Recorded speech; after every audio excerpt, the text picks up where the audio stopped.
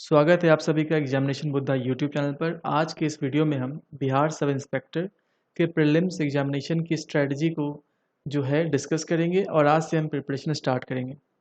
आज 31 ऑफ अगस्त है और आपको डेली जो है इस बार हम एक नए फॉर्मेट में आपकी तैयारी करवाने जा रहे हैं।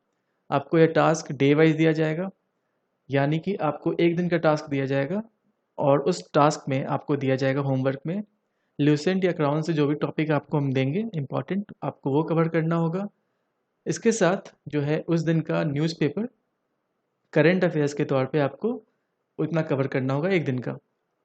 इसके बाद इसके ऊपर आपको अगले दिन ठीक 7 बजे जो है क्वेश्चन मिल जाएगा। 25 क्वेश्चन का सेट हो या 40 क्वेश्चन का सेट हो, आपके पास 40 क्वेश्चन का सेट 7 बजे तक मिल जाएगा। उसके बाद आप इन क्वेश्चंस को सॉल्व कीजिए और आप जो है अपना तैयारी का लेवल चेक कीजिए। आपको ये डेली डेली करना है और इस तरह से आपकी जो है कंटिन्यूटी बनी रहेगी। हम आपके साथ लगातार बने रहेंगे।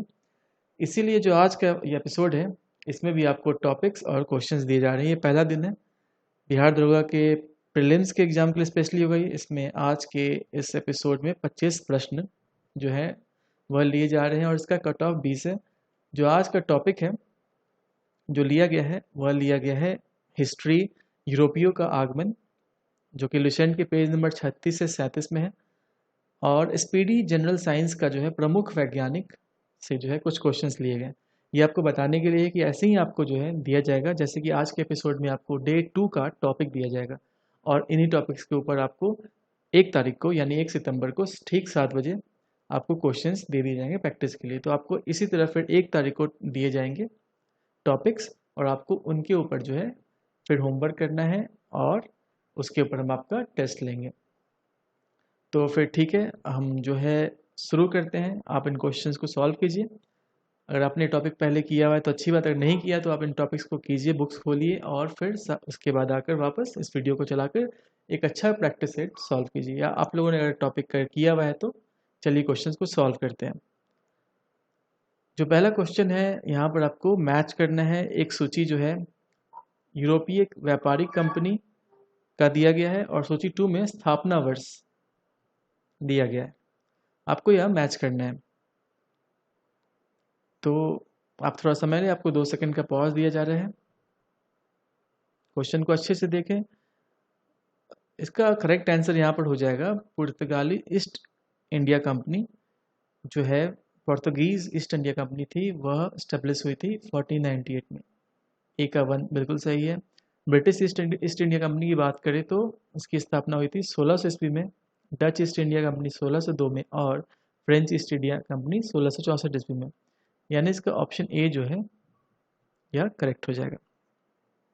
यह जो है चैप्टर भारत में यूरोपीय व्यापारिक कंपनियों का आगमन, उससे यह प्रश्न लिया गया है। अगला क्वेश्चन देखते हैं। 18वीं सदी में भारत में लड़े गए युद्धों का निम्नलिखित में से सही कालानुक्रम क्या है। आपको इनको ऑर्डर में लगाना है जो कि 18वीं सदी में लड़े गए थे। आप ऑप्शंस देखें और इसका उत्तर करें।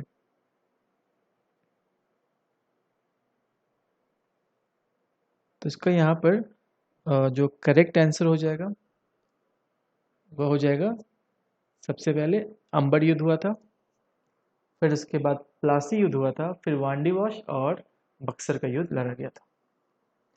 यानी जो ऑप्शन बी है वह करेक्ट है। यह प्रश्न परीक्षा में कई बार पूछा जाता है। आप नीचे हमें कमेंट बॉक्स में बताएं कि किस वर्ष इन युद्धों को लड़ा गया था। वांडीवाश युद्ध जो है यह 1760 में लड़ा गया था।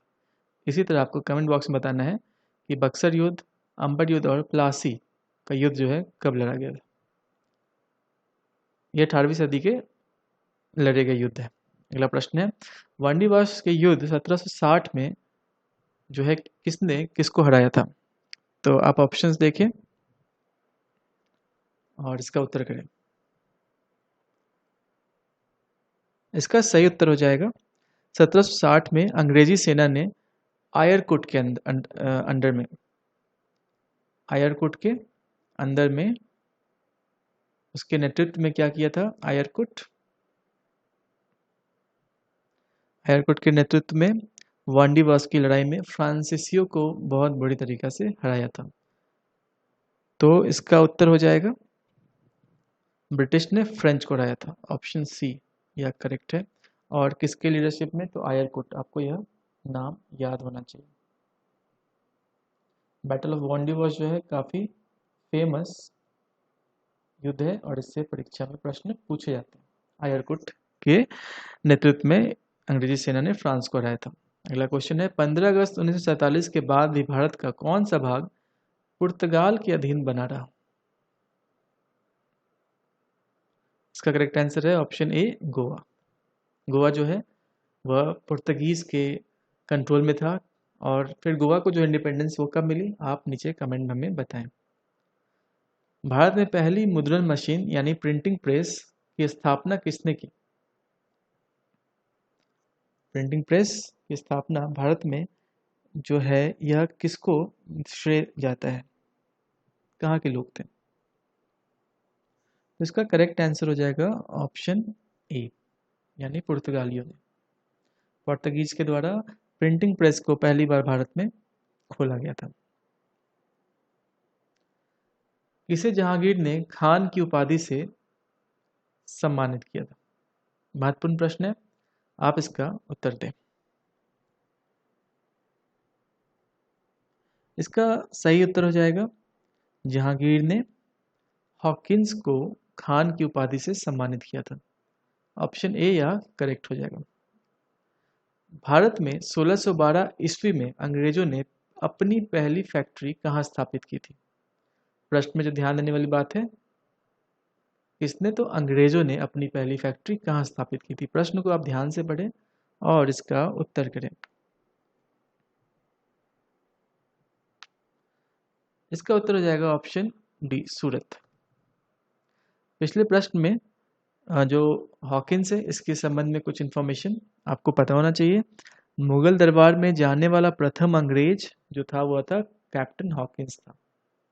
यह फैक्ट आपसे बार बार एग्जाम में पूछा जाता है, तो यह इन्फॉर्मेशन आप इसको ध्यान में रखेंगे।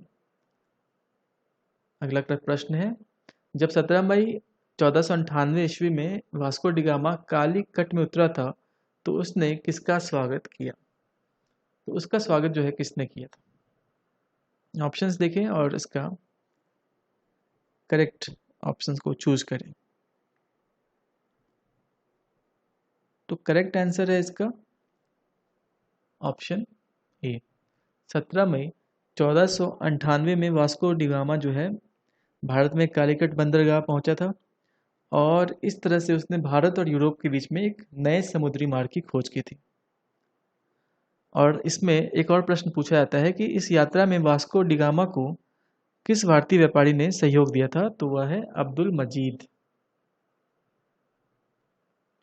अब्दुल मजीद ने जो है वास्को डिगामा की सहायता की थी। अगला प्रश्न है, तृतीय कर्नाटक युद्ध एंग्लो फ्रेंच संघर्ष की समाप्ति किस संधि से हुई? यह बताएं। करेक्ट आंसर इसका क्या होना चाहिए? तो इसका करेक्ट आंसर है पेरिस की संधि, treaty of Paris. Option A correct हो जाएगा। निम्नलिखित में से किस यूरोपीय व्यापारिक कंपनियों का मध्यकाल में भारत में आगमन हुआ? यहाँ पर जो प्रश्न है वो उसको ध्यान से देखें कि किन, इसमें पूछा गया कि कौन कौन से व्यापारिक कंपनियां जो हैं भारत में जो थे वो आए थे। ऑप्शंस को देखें और बताएं कि इसमें से कौन से जो है आए थे। अगर आप ऑप्शंस को देखेंगे तो पुर्तगाली, British, Dutch, Danish, French, Flanders और स्वीडिश, ये जितने हैं ये सारे जो है भारत की धरती पर आए थे और यहाँ पर आकर अपना व्यापार किया था। तो आपको यह ध्यान रखना है। वह पुर्तगाली कौन था जिसने गोवा पर अधिकार किया था? तो इसका करेक्ट आंसर जो है वो क्या होना चाहिए?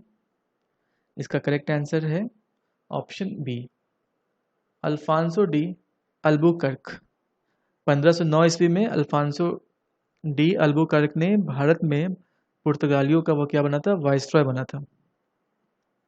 और इसने 1510 ईस्वी में बीजापुर के यूसुफ आदिल शाह से गोवा को जीता था। कब जीता था? 1510 में इसने गोवा को जीता था। और किससे जीता था? तो बीजापुर से,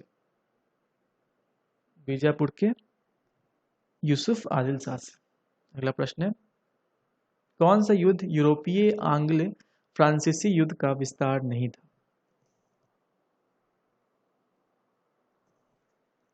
इसका करेक्ट उत्तर हो जाएगा ऑप्शन बी, द्वितीय कर्नाटक युद्ध 1749-1754 जो है यह यूरोपीय आंग्ल फ्रांसीसी युद्ध का विस्तार नहीं था। अगले क्वेश्चन की तरफ बढ़ते हैं। यह राष्ट्रीय विज्ञान दिवस कब मनाया जाता है? यह आपको स्पीडी जनरल साइंस से प्रश्न लिया गया है। तो राष्ट्रीय विज्ञान दिवस कब मनाया जाता है? इसका सही उत्तर हो जाएगा 28 फरवरी। ऑप्शन डी जो है यह करेक्ट हो जाएगा। नेशनल साइंस डे मनाया जाता है 28 फरवरी को। भारत में राष्ट्रीय विज्ञान दिवस मनाया जाता है। यह क्यों मनाते हैं? तो चंद्रशेखर वेंकट रमन के लिए इस दिन को मनाया जाता है, क्योंकि चंद्रशेखर वेंकट रमन ने उन्होंने दिया था रमन इफेक्ट, जिसे रमन प्रभाव कहते हैं। वह 28 फरवरी को ही उसका आविष्कार किया था उन्होंने, रमन इफेक्ट को। आप इसको ऐसे कनेक्ट कर सकते हैं चीज़ों को। तो 28 फरवरी को चंद्रशेखर वेंकट रमन के द्वारा रमन इफेक्ट का आविष्कार किया गया था, जिसके महत्व को देखते हुए इसे प्रतिवर्ष 28 फरवरी को राष्ट्रीय विज्ञान दिवस मनाया जाता है। और 1954 में उन्हें भारत रत्न भी दिया गया था, और 1958 में उन्हें दिया गया था लेनिन शांति पुरस्कार, और उन्हें दिया गया था 1930 में Nobel prize. Chandrasekhar Nobel prize इन्हें दिया गया था, भारत रत्न दिया गया था, और लेनिन पीस प्राइज। तो आपको ये सारे फैक्ट्स चंद्रशेखर से याद होने चाहिए। चंद्रशेखर लिमिट, चंद्रशेखर। अगला प्रश्न है, भारत का बर्ड्समैन किन्हें कहा जाता है?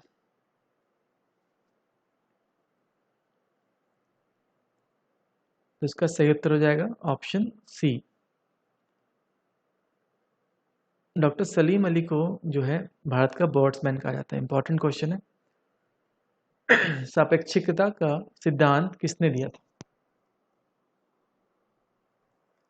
सापेक्षिकता यानी रिलेटिविटी, थियोरी ऑफ रिलेटिविटी जो है वह किसने दिया था?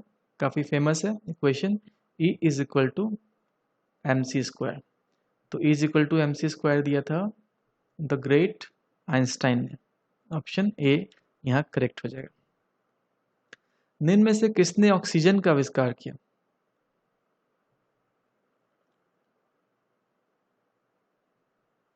इसका करेक्ट आंसर हो जाएगा जोसेफ प्रिस्टले।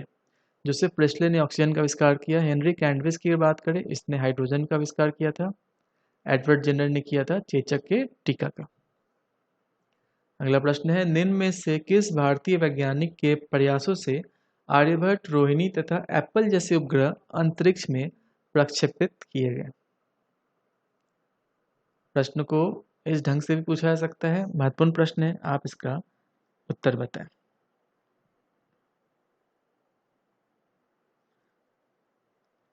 इसका करेक्ट आंसर हो जाएगा ऑप्शन ए, सतीश धवन। सतीश धवन जो है वह इसरो के पहले क्या थे? एक भूतपूर्व अध्यक्ष थे। उनके ही अथक प्रयासों से आर्यभट्ट, रोहिणी तथा एप्पल जैसे उपग्रह जो है अंतरिक्ष में भेजे गए थे। सतीश धवन ने सुपरसोनिक एवं ट्रांसोनिक विंड टनल के निर्माण में भी योगदान दिया था। विक्रम साराभाई की बात करें तो यह भारतीय वैज्ञानिक विक्रम साराभाई ऊर्जा आयोग एवं भारतीय अंतरिक्ष अनुसंधान संगठन के अध्यक्ष भी रहे थे, और इन्होंने फिजिकल रिसर्च लैबोरेटरी की स्थापना की थी। विक्रम साराभाई को भारतीय स्पेस का जनक कहा जाता है। अगला प्रश्न है, निम्नलिखित यूरोपियनों में से कौन सा एक स्वतंत्रता पूर्व भारत में व्यापारिक रूप में सबसे अंत में आए? कौन थे जो स्वतंत्रता पूर्व भारत में व्यापारिक रूप में सबसे अंत में आए?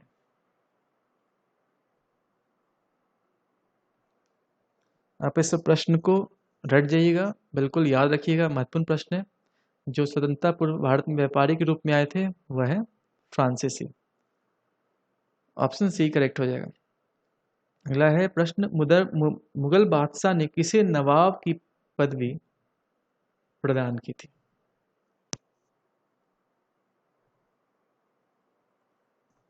इसका करेक्ट आंसर है यहाँ पर ऑप्शन ए, डुप्ले।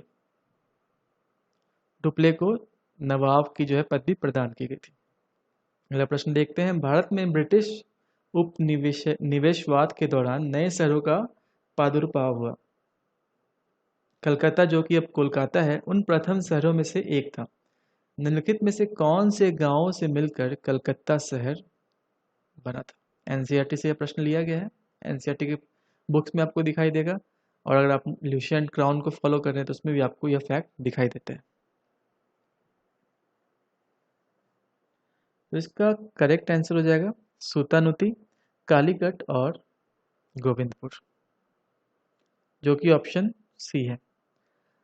1698 में अंग्रेजी ईस्ट इंडिया कंपनी ने 3 गांव, जो कि सूतानुती, कालीकट एवं गोविंदपुर है, उसकी जमींदारी 1200 रुपये भुगतान करके ली थी। आप जरा सोचिए कि 1200 रुपये में अंग्रेजों ने इन 3 गांवों की जमींदारी ली थी, और यहीं पर क्या किया उन्होंने? फोर्ट विलियम्स का निर्माण करवाया था।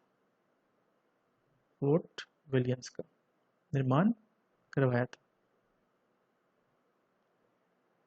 और चार्ल्स आयर फोर्ट विलियम्स के जो है इसके प्रथम प्रेसिडेंट हुए थे, और यही जो है, यही 3 गांव जो है आगे चलकर क्या कहलाया? कोलकाता, जिसे कलकत्ता कहते हैं या कोलकाता कहते हैं। और जिसकी इसकी जो नींव है वो किसने रखी थी? तो जॉर्ज चार्नोक ने। जॉर्ज चार्नोक ने कोलकाता की नींव रखी थी। अगला प्रश्न है, कैप्टन विलियम हॉकिंस किस जहाज से भारत पहुंचा?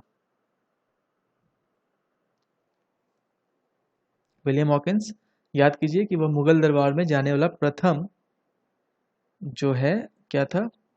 प्रथम अंग्रेज कैप्टन था।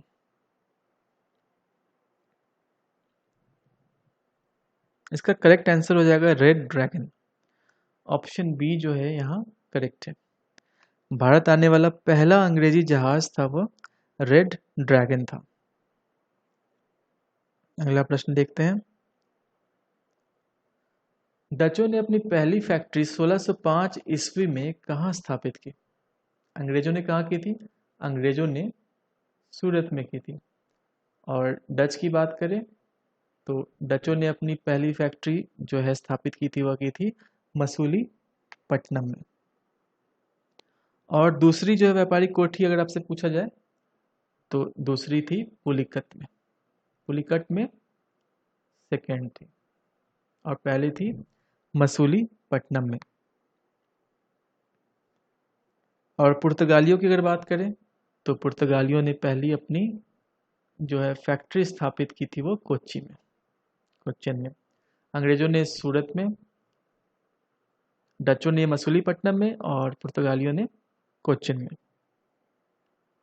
अगला प्रश्न देखते हैं, बंगाल की निम्नलिखित फैक्ट्रियों में से एक जो पुर्तगालियों द्वारा स्थापित की गई थी वह कौन सा था? बंगाल में जो पुर्तगालियों ने स्थापित की थी उस फैक्ट्री का आपको नाम बताना है।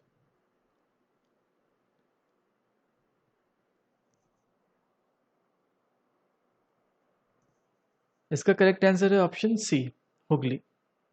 अगला प्रश्न देखते हैं, निम्न में से किस अंग्रेज ने पुर्तगालियों को सौली, या उसे स्वाली कहते हैं, के स्थान पर हराया? किसने पुर्तगालियों को सौली स्थान पर हराया था? इसका करेक्ट आंसर हो जाएगा ऑप्शन बी, यानी थॉमस बेस्ट ने। और जो आखिरी प्रश्न है आज के इस प्रैक्टिस सेट का, टॉपिक 1 डे 1, आपको आज के प्रैक्टिस सेट में 2 टॉपिक से प्रश्न दिए गए हैं, 25 प्रश्न। यह आपको बताने के लिए फ्रेमवर्क कि हम इसी तरह से अपनी प्रिपरेशन को आगे लेकर जाएंगे डेली बेसिस पर।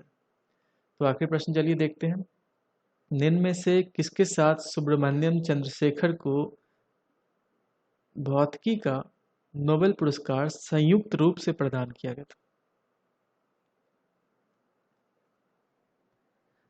ये हम सबको पता है कि चंद्रशेखर लिमिट के लिए सुब्रमण्यम चंद्रशेखर को जो है फिजिक्स में नोबेल प्राइज़ दिया गया था, और जो है इन्हें किसके साथ जो है दिया गया था वह नोबेल प्राइज़। तो इसका करेक्ट आंसर है option A, William Fowler. William Fowler के साथ इन्हें संयुक्त रूप से नोबेल पुरस्कार प्रदान किया गया था। चंद्रशेखर लिमिट,